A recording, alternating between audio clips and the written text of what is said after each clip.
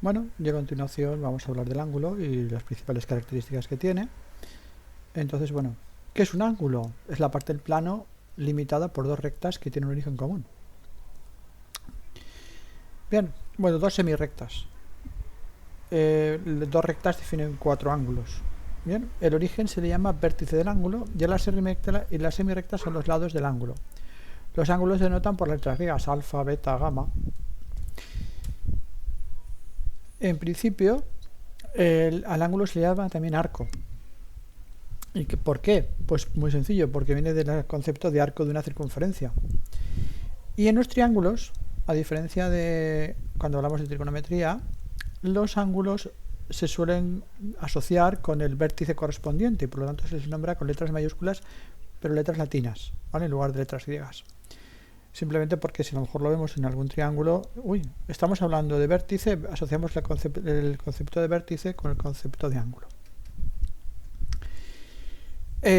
Si tomamos una circunferencia con centro de origen de coordenadas y un radio r y un arco de dicha circunferencia, veis que aquí he puesto el dibujo, esto es el ángulo, el arco, ¿de acuerdo?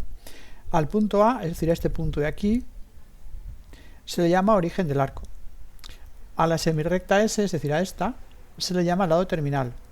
Y el sentido opuesto a las agujas del reloj, es decir, se mide hacia allá, como he puesto con la flechita, se entiende que el ángulo está medido en sentido positivo. ¿De acuerdo? Es decir, el ángulo es positivo.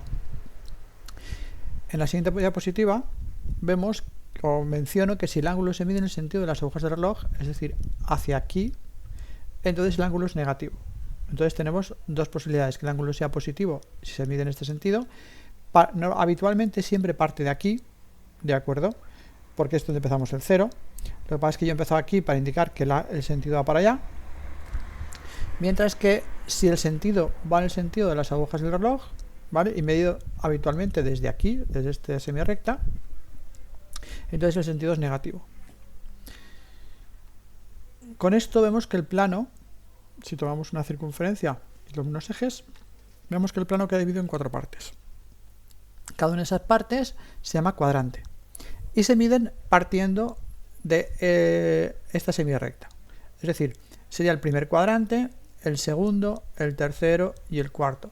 La notación, bueno, podéis utilizar la expresión de primer cuadrante, primer C y C también, primero I, ¿vale? Para indicar los cuadrantes. Puede estar de esta forma o con letras romanas, tampoco, o con números romanos, quiero decir, tampoco pasa nada. Bien, pues con esto tenemos los conceptos básicos sobre ángulos.